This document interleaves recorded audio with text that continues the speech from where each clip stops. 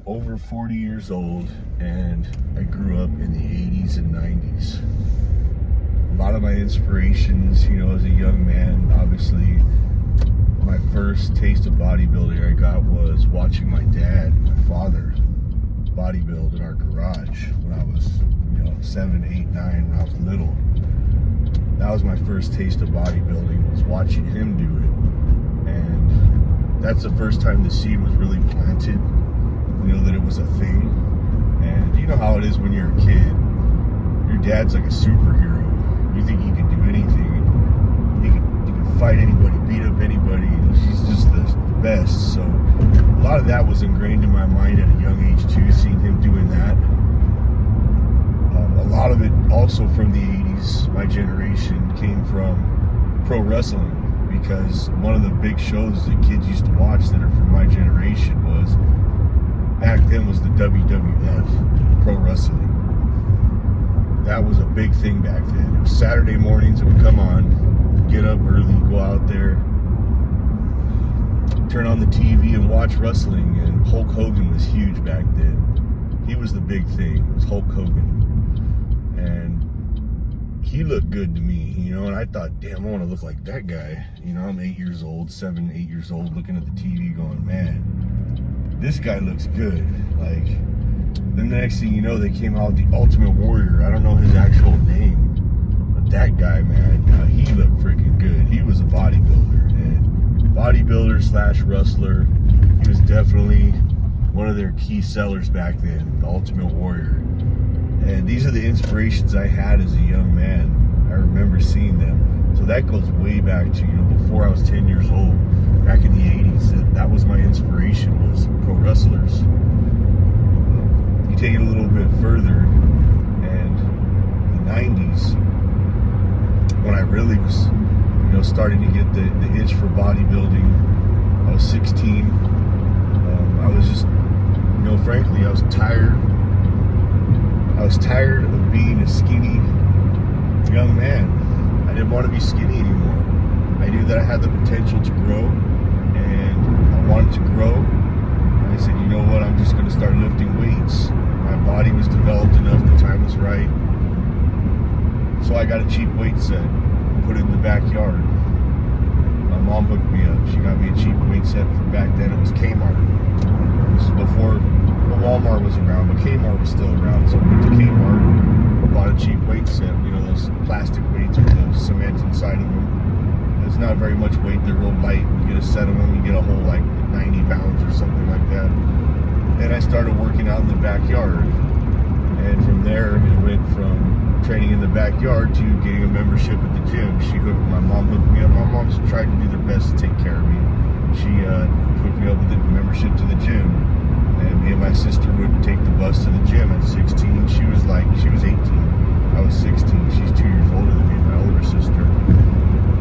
And we started going to the gym. And to think back then, now when people talk about how they're just getting started and the weights intimidate them, I have to bring myself all the way back to then, to when I was going to the gym and how I felt, because I do remember the time when I would be on the machines where I went to the gym. The machines were upstairs, and you would look down and there's a weight pit downstairs. So you had the machines upstairs, and downstairs was the weight pit. And I remember looking down in the weight pit, being real intimidated by all the buff people, all the people who looked like they knew what they were doing. So I remember, I think it lasted too long. I say a couple weeks I stuck on the machines because I was intimidated by all the weights, the free weights downstairs.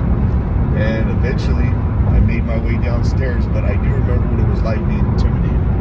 So sometimes I have to bring myself back to that, to when I'm training a beginner or somebody talks about being intimidated, I have to remind myself there was a time when I was too, and I didn't know or understand anything about the free weights.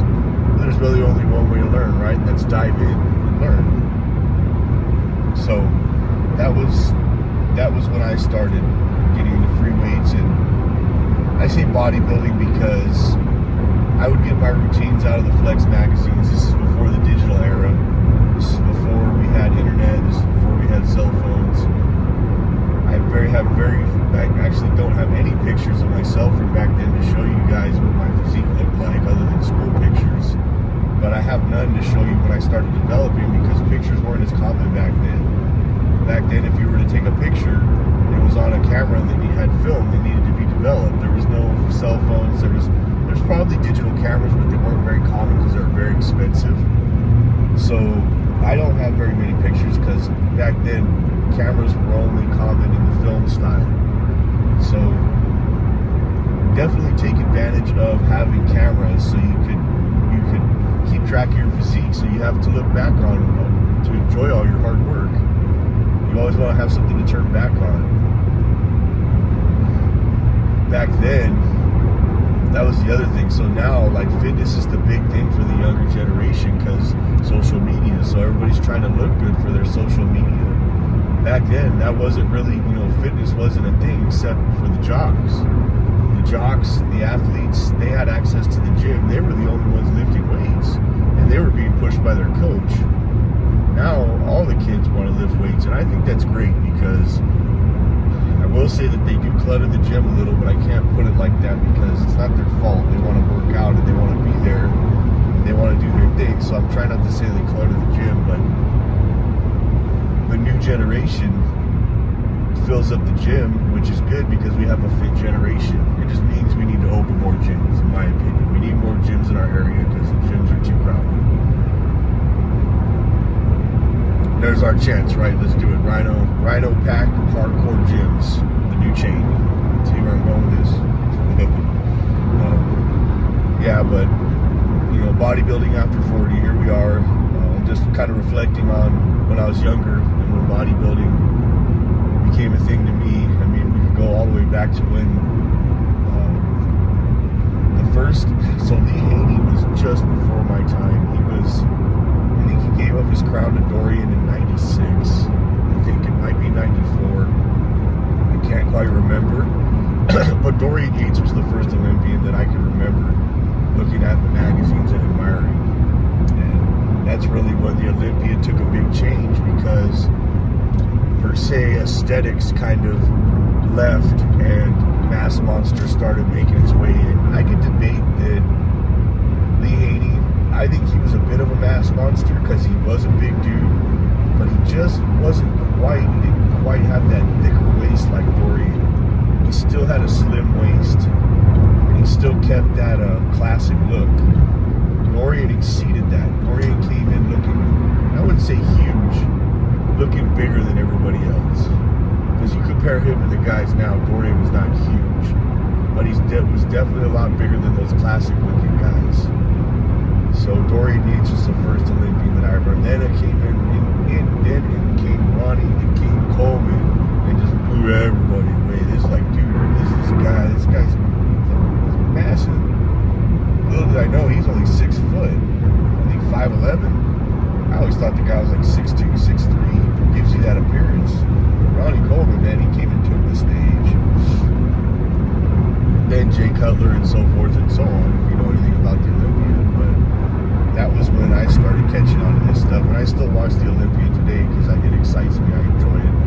I like watching what these guys can produce themselves into. And just it has me in awe. I admire it. So, yeah, I was just kind of touching on, my younger generation, or when I was younger, how my generation was, how different it was.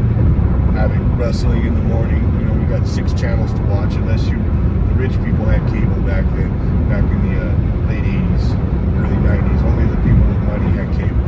That's kind of how it was because it was expensive. It's like, your friend with cable in a pool, you would go visit, and it's like, wow, you have cable in a pool, and you shop at Costco? Whoa. You got all these snacks and crap. Those are the people whose parents had money, they weren't rich maybe, but they were the ones that were doing well. So that was just kind of my generation. So I figured that's what I would touch on today. I'm on my way to the gym at 3:45 a.m. to go hit chest and back. I'm gonna go get it and then make my way to work, go earn some money, earn the company some money because that's what I do best. And just try and have myself a great day. And I hope you guys all do the same. So until next time, stay strong, keep it hardcore.